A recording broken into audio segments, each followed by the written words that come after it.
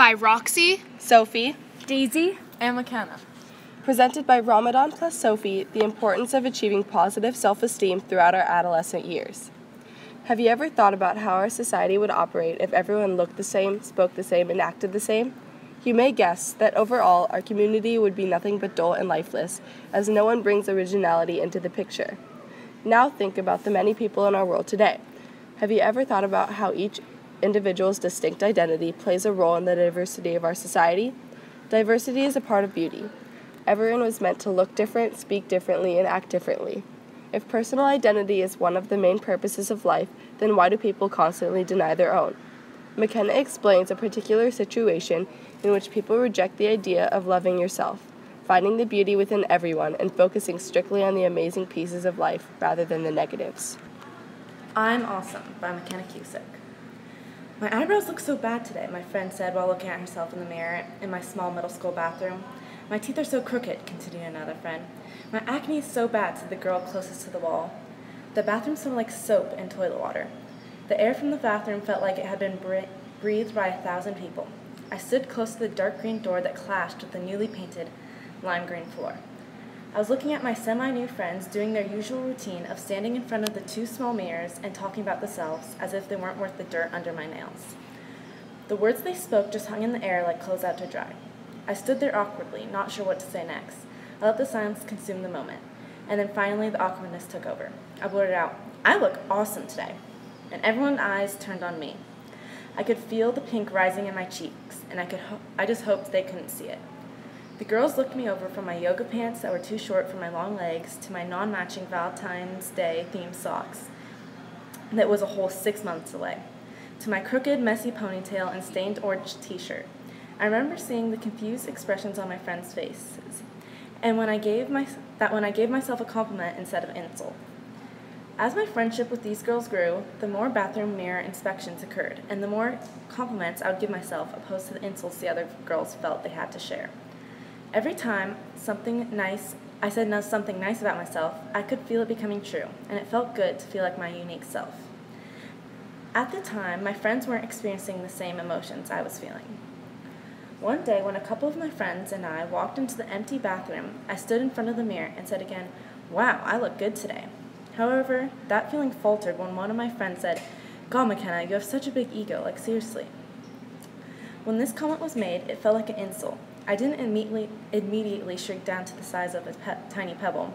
I continued slowly over time complimenting myself, and my friends continued to comment on how I had too much confidence, or they would make weird faces as this happened.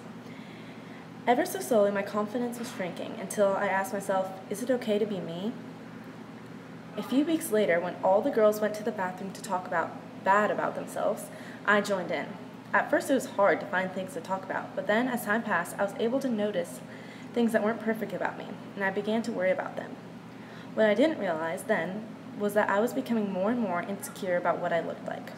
After a while, putting myself down, I started to think about how I wasn't feeling any better about myself, and saying cruel things out loud wasn't helping. When I looked around at my friends, I didn't see the things they pointed out when we talked in the bathroom, and I just hoped it was the same way when they looked at me. It was actually easier than I thought to build up my confidence again. Sure, there was a little self-doubt here and there, but I just kept thinking positive thoughts, and I felt a lot happier in my life. When my friends would come at me with, "Wow, you have a big ego," comments, I would tell them yeah, you should be more like me.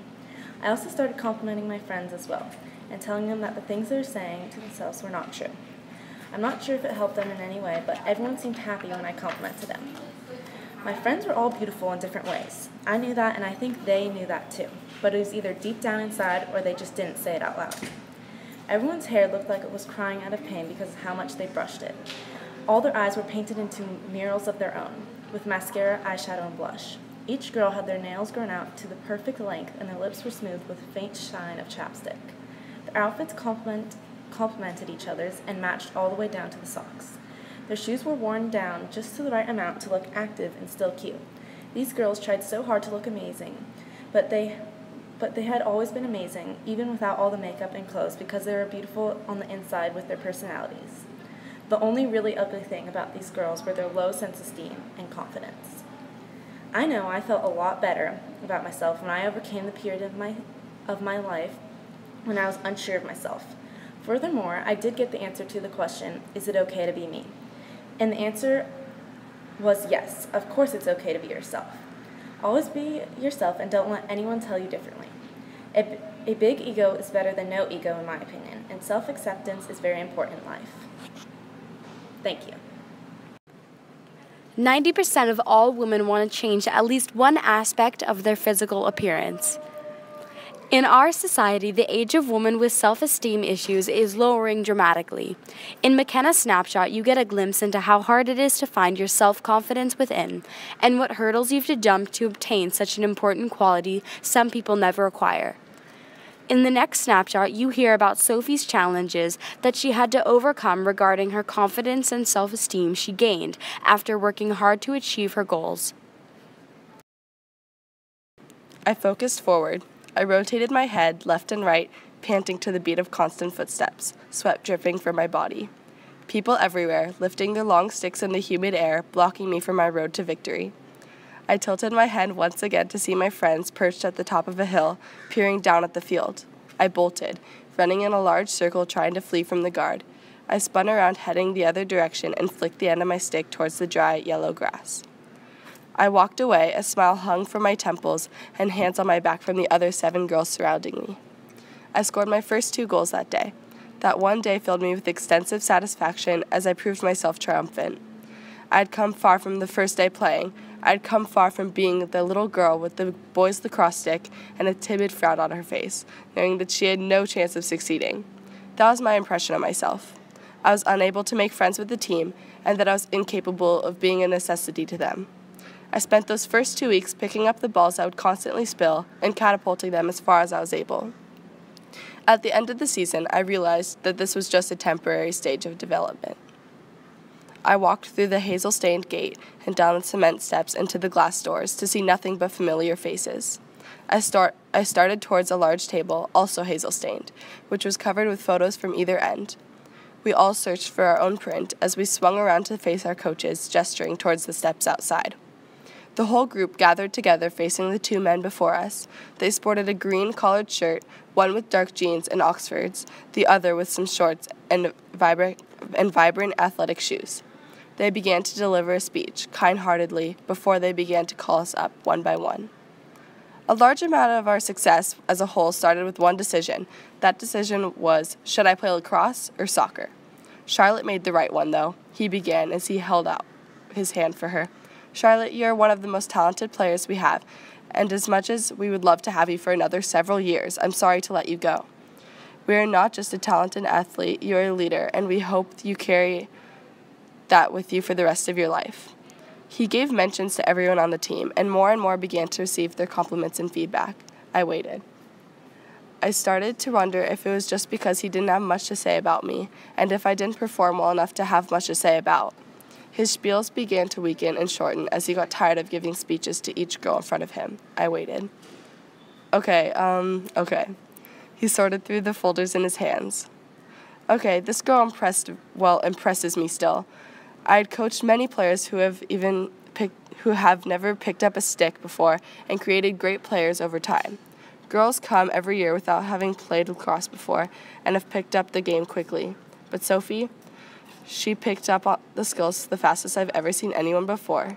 You're such an athlete, and I'm so impressed at how you have come from the shy girl with the boys' lacrosse stick to being one of the most valuable players on this team.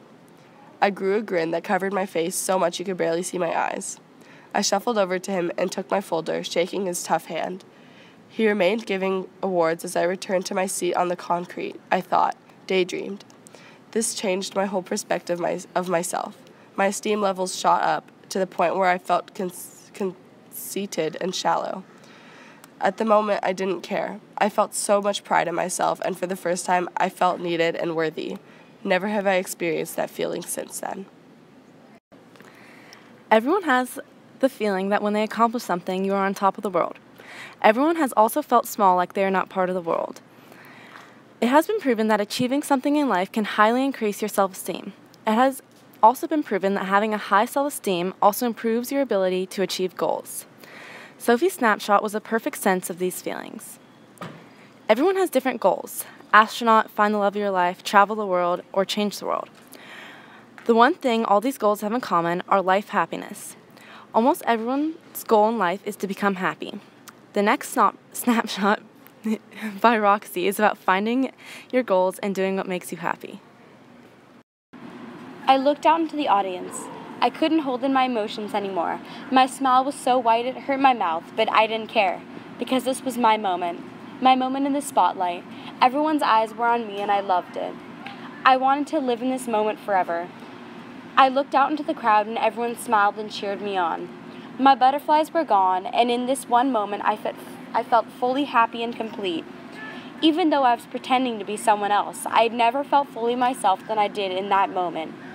I had been waiting for this night, the night where I show everyone how hard I'd been working, the moment where all my practice would finally pay off. I want these floors to shine like the top of the Chrysler Building, I screamed, as I sat on top of a laundry basket wearing rags from head to toe, with the dirt all over my face, holding a beat-up teddy bear, looking out into the crowd, smiling. I'd been doing shows with Marilyn for years now, and I remember thinking to myself, I want this part more than anything a normal 7-year-old would want. I thought of all my friends playing with their Barbie dolls and video games. I practiced and practiced, and I'm going to get this part, I told myself, as I walked into the small room with boxes of costumes up to the ceiling, covered most of the walls. Marilyn's room was exactly the same as I left it last year. Everyone's faces were planted in their audition music. Most were humming their songs to themselves, producing a clash of notes that filled my ears with an uncomfortable feel for the room. As I stepped over everyone sitting on the floor, I felt like I was going to throw up, and by the look of everyone else's face, they were going to as well. Most of the ground was a special hardwood floor for dancing, with a special ballet bar circling the dance floor. I quickly slipped on my jazz shoes and awed at all the character shoes that I longed to wear. Character shoes had a small heel and were sleek black, with a small strap that hung over your foot. Wearing character shoes meant that you were a big kid, as Marilyn would say, and everyone takes you seriously. I longed to be treated as a big kid. I jumped on the dance floor and stood exactly where everyone stands in front of Marilyn when auditioning. Usually kids my age sing something like Mary Had a Little Lamb or Happy Birthday, but I had prepared a very special song that I had been working on all summer. I lightly hummed my song to myself and closed my eyes and envisioned my audition and how it would go. I watched everyone's audition intensely and made a point not to sit with my friends to show my willingness to listen and pay attention.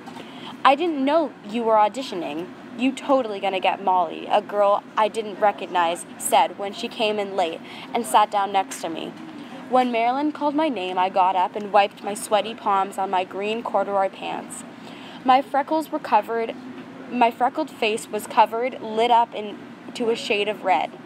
I could feel my face slowly camouflaging with my bright red t-shirt with yellow buttons going up down the front.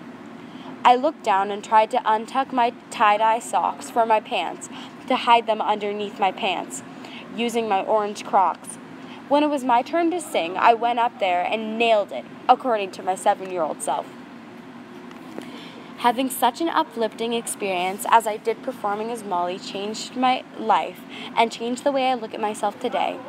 I'd always wanted to be Molly in the show Annie because my sister, Sierra, was Molly a couple years before, and I wanted to follow in her footsteps. Even though Molly wasn't that big of a part, I thought it was the biggest honor to be cast as the star of the show. Performing as Molly boosted my self-confidence. It made me feel like I could conquer the world.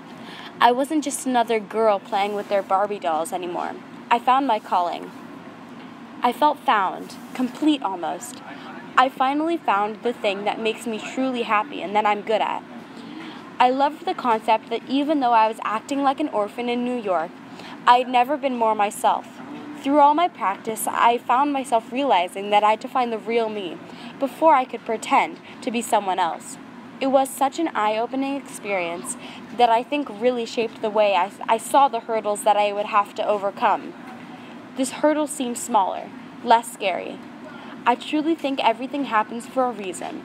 If I never if I was never cast as Molly, I wouldn't have had this experience that made me find my passion for acting and singing. This moment exceeded my expectations, and not only did it showcase that all my hard work paid off, but I also discovered my eagerness for being on stage. The night after my last performance as Molly, I was exhausted. I was ready to flop onto the couch and pass out, but I took all the flowers I got from after the show into the kitchen, put them in the most beautiful vase I owned, and set them right beside my bed. A couple days after my performance, my flowers died, like the excitement of my big debuting role as Molly. Although, unlike my flowers, my memory of the performance is still intact because even though I knew that night is one I will never forget. Self-esteem is a huge component of our lives, specifically as we are growing up. Everyone, teenagers especially, are discovering new passions and interests, friends, and comparing themselves to others as we all occasionally do. From the examples given, you could hear that different teenagers all have completely different memories, but they all show how self-esteem relates to them. The broad spectrum of self-esteem is carried with us through everything for our whole lives. It's important that as adolescents, we do what we love and learn to love who we are, which all falls into creating our individual identity. Thank you for listening. By Ramadan plus Sophie.